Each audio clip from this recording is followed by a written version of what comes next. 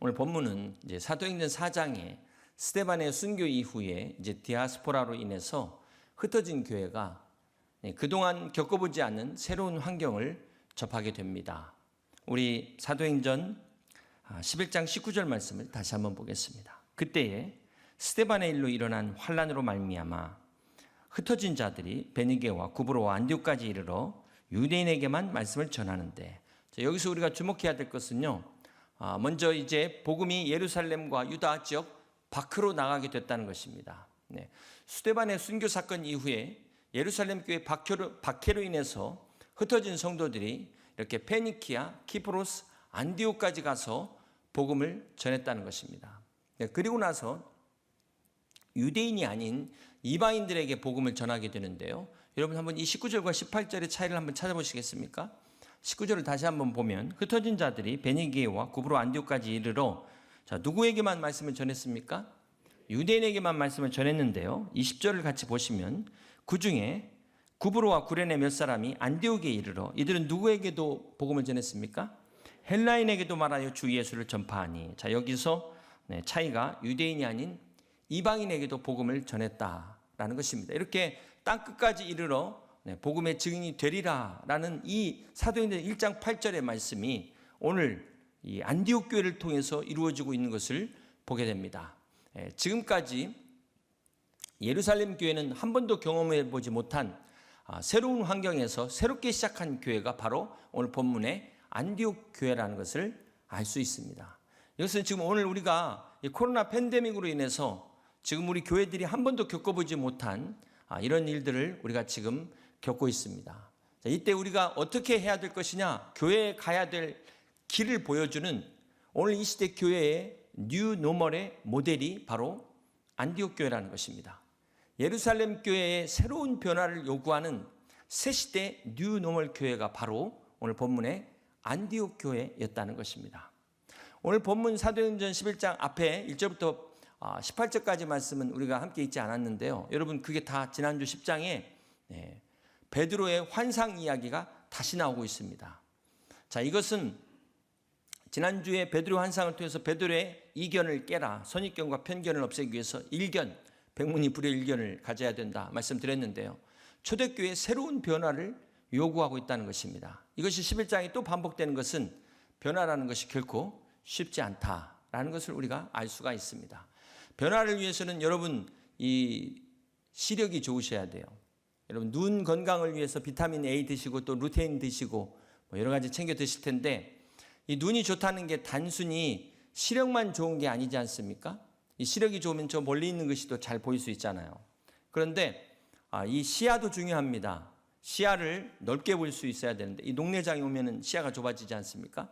이 넓은 시야를 우리가 볼 수 있어야 되는데, 그래서 이 운전할 때 중요하죠. 사각지대를 잘 보셔야 됩니다. 그런 것처럼 시력만이 중요한 것이 아니라 시야, 시각도 중요하다. 그리고 한 가지 더 중요한 게 시선. 여러분이 어디를 바라보느냐에 따라서 같은 컵도 바라보는 위치에 따라서 완전히 달라지는 이것을 안목이라고도 말하죠. 그렇기 때문에 이 본다는 게 그냥 단순히 보는, 그냥 생각 없이 보는 것을 시라고 말한다면, 대충 스캔해 갖고 위부터 아래부터 훑어보는 것을 간이라고 말합니다. 그런데 이 특별한 목적을 가지고 이게 뭐 하는 것이지? 이렇게 보게 되면 이제 견이 되는 거고요. 물 마시는 컵이구나. 그 다음에 이것이 물리적으로 보이지 않는, 그것을 볼 수 있는 어떤 철학적인 눈은 관이다라고 이렇게 말을 합니다. 그렇기 때문에 우리가 이렇게 본다는 것도 시, 간, 견, 관에 따라서 다르게 볼 수 있다는 것이죠. 뉴노멀 시대, 위기를 기회로 바꾸기 위해서는 먼저 우리가 보는 안목이 바뀌어야 돼요. 우리의 시력이 변해야 되는 것입니다. 여러분 스포츠의 혁명이라고 불리는 사건들이 공통점이 있는데요. 몇 가지만 잠깐 말씀드리려고 합니다. 1968년에 멕시코 올림픽 높이뛰기 결승전에서 세계 신기록을 경신한 사람이 바로 딕 포스벨이라는 신인 선수였습니다. 이 당시 2m 24cm로 신기록을 달성했는데, 이때까지는 어떻게 뜁니까? 그냥 가이뛰기 잘 하시는, 어렸을 때 저희 어렸을 때 뛴 벨리룰 오버 방식이라고 그냥 뛰는 건데, 이 포스벨이는 이때 어떻게 뛰었냐면요. 누워서 뛴 겁니다. 일명 플롭 점프라고 해서 배면 뛰기다 해가지고 무게 중심을 밖으로, 신체 밖으로 해가지고 이전보다 완전히 최대 10cm 이상을 더 뛸 수 있는 이런 기존 높이 뛰기의 상식을 뛰어넘는 새로운 방법이 이 포스벨에 의해서 시작이 된 겁니다. 그래서 이 이름을 따서 포스벨이 플롭이다. 지금은 높이뛰기가 이 방식이 정통이 됐죠. 육상도 마찬가지입니다. 1880년대까지만 하더라도 모든 육상 선수들은 스타트 라인에서 이렇게 뛰었어요. 그런데 1896년 제1회 아테네 올림픽 100m 육상 경기에서 미국의 토마스 버크 선수가 크라우칭 스타트라는 걸 선보입니다. 일명 캥거루 스타트, 요즘 보는 것처럼 딱 앉았다가 튀어나가는 거. 이게 바로 육상의 혁명이라고 말합니다. 수영에서는 기존 방식인 이 사이드 턴, 손을 잡고 턴하는 것을 새로운 방식인 발로 턴하는 이 플립 턴이 수영에서 혁명을 일으켰다. 제가 말씀드리려고 하는 것은 이 세 가지 혁명의 공통점이 뭘까요? 편견을 버렸다는 거예요. 꼭 이렇게 해야 된다는, 이게 정식이라는, 정석이라는 편견을 버리고 무게중심을 바뀌었더니 혁명이 일어났다라는 것입니다. 여러분, 기업도 마찬가지죠. 기업의 무게중심을 바꾸면 기업의 순위가 바뀌어지는 겁니다. 판도가 바뀌어지는 것입니다. 이게 기업만 그렇습니까? 여러분, 우리 개인도 마찬가지예요. 우리 개인의 인생에 무게중심이 있잖아요. 가치관이 있습니다. 여러분의 가치관의 무게중심이 어디에 있습니까? 그 무게중심을, 나에게 둔 이 무게중심을 하나님께로 옮길 때 놀라운 구원의 역사가 임하게 되는 것입니다. 오늘 본문의 안디옥 교회도, 이 안디옥 교회 시작도 교회의 이 무게중심을 바꾼 교회였어요. 몇 사람의 평신도에 의해서 시작된 교회였다는 것입니다. 사도들이 세운 교회가 아니라, 특별히 안디옥 교회는 기록을 세운 교회인데요, 최초의 기록을 가지고 있는 교회입니다. 몇 가지를 가지고 있나 한번 세보세요. 첫 번째, 최초의 이방인 교회로 세워진 교회가 안디옥 교회입니다. 두 번째는 최초로 사도들이 아닌 평신도가 세운 교회가 안디옥 교회입니다. 그다음 세 번째는 최초로 예루살렘 교회가 목회자를 파송한 교회가 안디옥 교회입니다. 그다음 네 번째는 바로 최초로 그리스도인이라고, 크리스찬이라는 명칭을 얻게 된 교회가 바로 안디옥 교회입니다. 그리고 마지막으로 바울과 바나바를 선교사로 파송한 교회가 안디옥 교회입니다. 자, 이런 안디옥 교회, 이 안디옥 교회가 어떻게 시작됐을까요? 성경을 보면은 구브로와 구레네 몇 사람 이렇게 시작해요. 20절에 그 중에 구브로와 구레네 몇 사람이, 안디옥 교회를 개척한 사람들이 이름이 없어요. 참 놀랍게도 이름조차 알 수 없는 사람, 이 무명의 사람들에 의해서 이 안디옥 교회가 세워졌다는 것입니다. 유명한 유대 역사가 요세푸스에 의하면 이 안디옥은 로마에서 세 번째 가는 도시였다고 합니다. 로마의 또 로마, 그 다음에 알렉산드리아, 그리고 로마 제국 안에서 세 번째 큰 도시가 바로 이 안디옥이었다고 해요. 동방의 여왕이다, 또 동양의 로마다라고 불리워지는데, 이 당시에 안디옥에 거주한 인구만 50만이었다고 말합니다. 얼마나 큰 대도시였겠어요. 이런 교회에 안디옥 교회가 세워지게 됐습니다. 자, 그러면 이 안디옥 교회는 어떤 교회였을까요? 우리 다시 한번 사도행전 11장 26절 말씀을 같이 한번 읽겠습니다. 제자들이 안디옥에서 비로소 그리스도인이라 일컬음을 받게 되었더라. 최초로 그리스도인이라고 일컬음을 받은 교회가 안디옥 교회였다는 것입니다. 자, 이 처음에 예수 믿는 사람들을 나사렛 이단, 저희 이단자들 막 이렇게 불렀는데요, 이 이름이 어떻게 바뀌게 됐냐면은, 여러분, 이 대도시의 특징이 뭡니까? 도덕적, 성적으로 타락이 일어나잖아요. 윤리적으로 타락한 일반 사람들과는 완전히 분리가 됐다는 것이죠. 그래서 조롱은 하면서도 뭐라고 말하냐면, 저 사람들은 우리하고는 다른 사람들이야.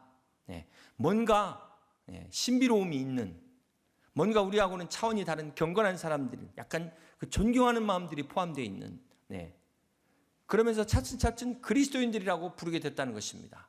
여기서 그리스도인이라는 의미가 그리스도께 속했다, 그리스도를 쫓는 사람들이다, 그런 의미를 갖고 있습니다. 여러분, 신앙은 한마디로 말하면 소속의 문제예요. 우리는 지금 이 땅에 살고 있지만 우리의 시민권은 하늘에 있음을 믿으시길 바랍니다. 우리는 그리스도께 속한 사람들이에요. 여의도 침례교회를 통해서 그리스도께 몸된 교회에 속한 우리는 주님의 성도라는 것을 믿으시기를 바랍니다. 사랑하는 성도 여러분, 그런 의미에서 오늘 저와 여러분이 과연 이 그리스도인이라는 이름에 합당한 삶을 살고 있는가 한번 우리가 되돌아보고, 또 여러분들에게도 이런 별명이 붙는 우리 여의도 침례교회가 정말 그리스도인들의 교회다, 이런 별명이 붙는 우리 교회가 될 수 있기를 주님의 이름으로 축복합니다. 오늘 본문에 이 안디옥에서 처음으로 그리스도인이라는 말이 나왔다는 게 아주 중요한 의미가 있죠. 역사적으로 보면은 이때부터 기독교가 완전히 유대교로부터 분리가 돼서 독자적으로 인정받는 그런 결정적인 계기가 되기 때문에 그렇습니다. 그렇다면 이 안디옥 교회의 특징은 무엇일까요? 앞에서 지금 예루살렘 교회는 지금 디아스포라로 흩어졌는데도, 흩어져서도 그들은 유대인들에게만 복음을 전했어요. 그런데 안디옥 교회는 거기서 헬라인에게, 이방인들에게 복음을 전했다는 것입니다. 어쩌면 예루살렘 교회의 성도들은 흩어졌어도 나는 유대인이니까 그냥 유대인에게만 전도할래, 이랬다는 거예요. 그걸 요즘으로 말하면 나는 그냥 내 스타일대로 전도할래, 그냥 내가 맞는 사람, 내가 좋아하는 사람, 내가 교제하고 싶은 사람하고만 난 전도할래, 이랬다는 거예요. 이것이 바로 예루살렘 교회의 한계입니다. 사실 예루살렘 교회 성도들은 인정하지 않을 수도 있어요. 우리는 그렇게 한 게 아니다. 우리는 일부러 그렇게 우리가 배제시키거나 소외시킨 적 없다. 그러니까 우리는 자연스럽게 했을 뿐이야. 자연스럽게 한다는 것이 여의도와 여의도가 아닌 지역과의 보이지 않는 벽이 있는 것처럼 그렇게 편이 갈라질 수 있다는 거예요. 일부러 외부인들을 배척한 것이 아닌데, 편견이 아닌데 본의 아니게 그렇게 될 수 있다. 오늘 교회도 마찬가지예요. 우리가 의도적으로 그렇게 한 것이 아닌데 본의 아니게 보면은 출신에 따라서, 학교에 따라서, 직업에 따라서 이게 갈라져 있다는 거예요. 그런데 안디옥 교회는 이런 편견이 없는 교회였다는 것입니다. 안디옥 교회의 특징은 교회 안에 이런 편견을 깬 교회였다. 누구나 다 하나 될 수 있는, 누구나 양무리 안에 다 함께 할 수 있는 그런 교회가 안디옥 교회였다는 것입니다. 여러분, 이것이 바로 예루살렘 교회와 안디옥 교회의 차이예요. 그래서 사도행전 13장 1절에 보면은 안디옥 교회 리더들을 보세요. 거기 헤롯 왕족 출신도 있죠. 니게를 하는 니그로 흑인 출신도 있죠. 이방인 출신도 있습니다. 교회 리더십 안에 이렇게 다양한 사람들이 있었다는 거예요. 하나님이 이것을 얼마나 기뻐하셨겠습니까? 이런 안디옥 교회를 사도행전 11장 21절은 이렇게 말씀합니다. 함께 있습니다. 주의 손이 그들과 함께 하시네 수많은 사람들이 믿고 주께 돌아오더라. 그렇습니다. 안디옥 교회는 주의 손이 함께하는 교회였어요. 그래서 수많은 사람들이 믿고 주님 앞에 돌아오는 이런 역사가 있는, 능력이 나타나는 교회였다는 것입니다. 사랑하는 성도 여러분, 오늘 우리 안에도 이 베를린 장벽이 무너지듯이 먼저 내 안에 이 장벽이 무너지시길 주님의 이름으로 축복합니다. 여러분의 편견과 선입견과 관념의 틀이 깨지시길 주님의 이름으로 축복합니다. 우리끼리만의 벽을 깨셔야 돼요. 맨날 하던 똑같은 패턴에 익숙한 것들을 깨야 된다는 것입니다. 내 중심의 벽을 허물고 하나님 중심으로 나와서 하나님 안에서 하나 되어야 된다는 것입니다. 이거 하기 싫은데? 너무 낯선데? 나는 할 수 없는데? 이런 벽을 허무시고 주님 앞에 나오는 저와 여러분 되시길 주님의 이름으로 간절히 축원합니다. 두 번째로 안디옥 교회의 특징은 무엇일까요? 견제가 아닌 이 존중이었다는 것입니다. 서로 존중하는 교회였습니다. 예루살렘 교회 최초 이 안디옥 교회 목사로 파송된 사람이 누구였냐면 바나바였습니다. 바나바가 어떤 사람이었죠?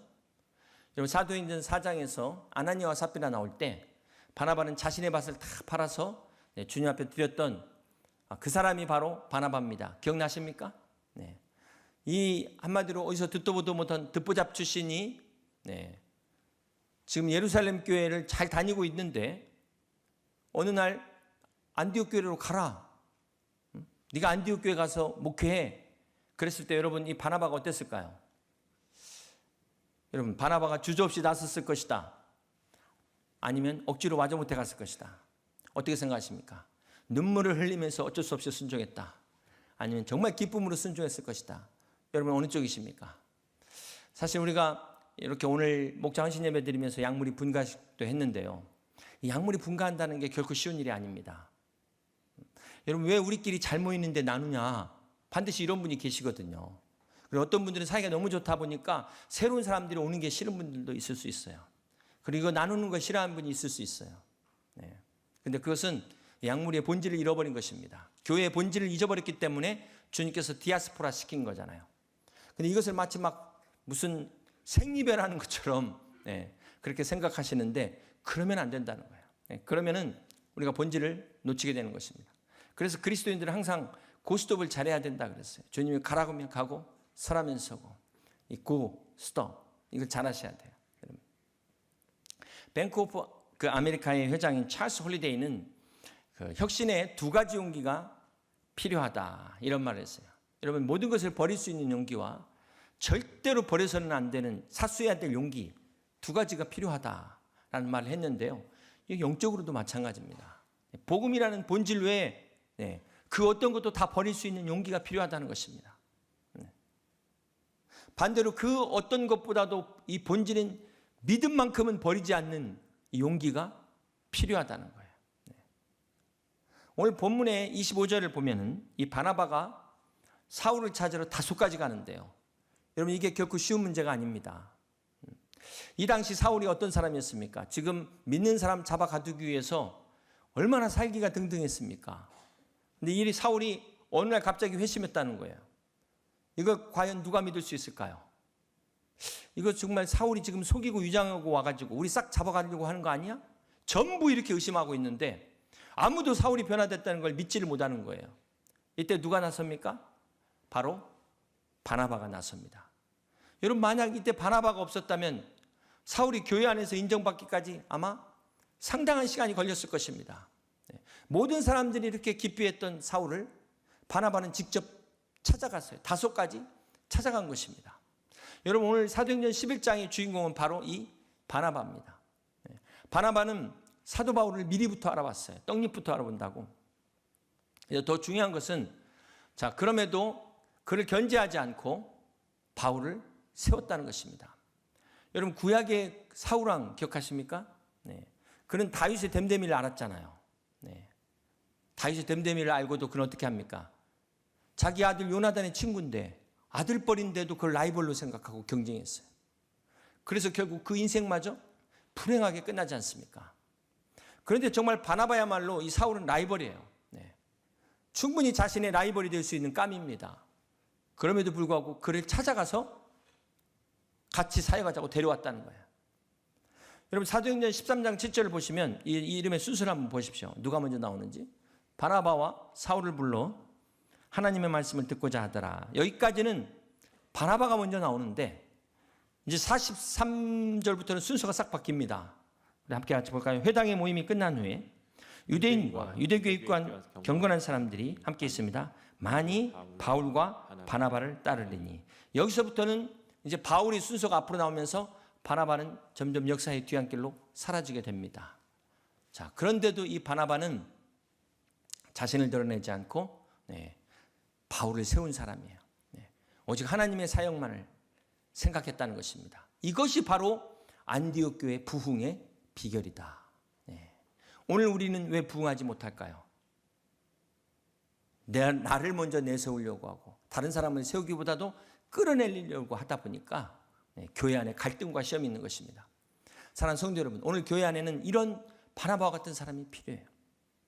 상대방의 허물보다도 장점을 볼 수 있는 사람이 필요합니다. 그리고 나 혼자 내가 다 하고 내가 인기 다 독차지하고 이게 아니라 나와 함께 더불어 할 수 있는 사람, 이런 사람이 필요하다는 거예요.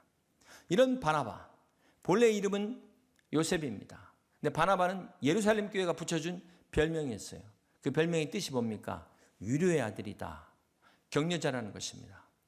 여러분, 정말 요즘같이 힘든 때 우리가 지금 뭐가 필요합니까? 위로가 필요하잖아요. 정말 격려가 필요하잖아요. 나만 힘든 게 아니고 다 같이 힘든데 이런 때 위로 한마디가 사람을 살리지 않습니까? 죽을 사람도 살려낼 수 있는 이 영혼의 비타민 같은 이 격려, 얼마나 소중합니까? 아침에 출근할 때 아내의 키스를 받고 출근하는 남편이 연봉 20%를 더 받는다 이런 말이 있어요. 네. 물론 연봉을 더 받아서 키스를 할 수도 있겠지만 네. 우리가 일반적으로 사랑을 받으면은 자존감이 올라가요. 손주들 보세요. 네. 할머니 할아버지 막 사랑받으면 얼마나 자신감을 갖는지. 네. 여러분 교회 안에서 사실 가르치는 사람 많습니다. 네. 지적하는 사람은 많은데 정말 격려하고 위로하는 사람들은 많지 않다. 네. 여러분 어떤 사람이 되기를 원하십니까? 정말 오늘 교회에 필요한 사람은 물론 가르치는 사람 필요하죠. 네. 지적하는 사람 필요합니다. 그러나 이보다도 더 중요한 것은 바나바 같이 격려하는 사람이 더 필요하다는 거예요. 여러분 한번 생각해 보세요. 여러분 힘들 때 누가 먼저 제일 생각날까요? 가르치는 사람? 지적하는 사람? 격려하는 사람 먼저 생각나잖아요. 바나바가 바로 그런 사람이었다는 것입니다. 24절에 보면 바나바는 착한 사람이요 성령과 믿음이 충만한 사람이라 이에 큰 무리가 주께 도와주지더라. 바나바는 정말 선한 지혜와 덕이 있는 착한 사람이었다는 것입니다. 바나바는 성령이 충만한 뜨거운 열정이 있는 뜨거운 가슴이 있는 사람이었어요. 바나바는 믿음이 충만한 복음의 확신과 능력을 경험한 사람이었다는 것입니다. 이 신실한 바나바. 그래서 이쪽에서 봐도 바나바, 이쪽도 바나바, 한결같은 바나바.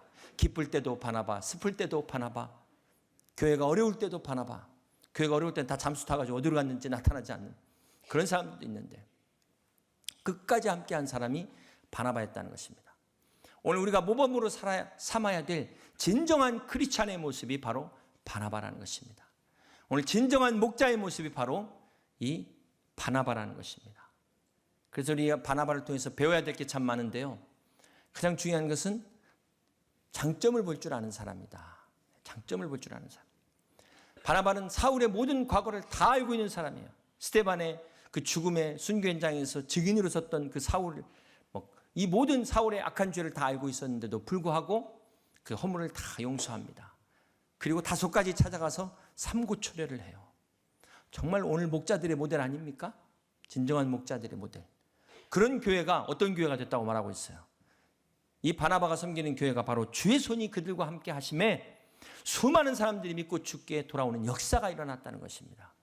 오늘 이 안디옥 교회 같은 교회가 오늘 우리 여의도 침례교회가 되길 주님의 이름으로 축원합니다. 사랑하는 성도 여러분, 오늘 또 우리는 이 주의 손이 필요합니다. 우리를 붙드시는 주의 손이 함께하지 않으면 단 하루도 살아갈 수 없는 연약한 우리들 아닙니까? 오늘 여러분에게도 이 붙드시는 보이지 않는 하나님의 손이 함께하시는 우리 귀한 성도님들 되시길 주님의 이름으로 축복합니다. 우리 교회가 지금 그 하나님의 능력의 손으로 붙드시는 그 주의 손이 함께하는 성령의 역사가 넘치는 우리 여의도 침례교회 되시길 주님의 이름으로 간절히 축원합니다. 마지막으로 이 안디옥 교회는 어떤 교회였습니까? 복의 통로가 되는 교회였습니다. 우리 29절과 30절 함께 같이 교독할까요? 제자들이 각각 그 힘대로 유대에 사는 형제들에게 부조를 보내기로 작정하고 이를 실행하여 바나바와 사울의 손으로 장로들에게 보내니라. 유대 역사가 요세푸스에 의하면 글라우디오 황제가 통치하던 그 AD 44년에서 5년간 극심한 흉년이 있었다라는 역사적 기록이 있습니다.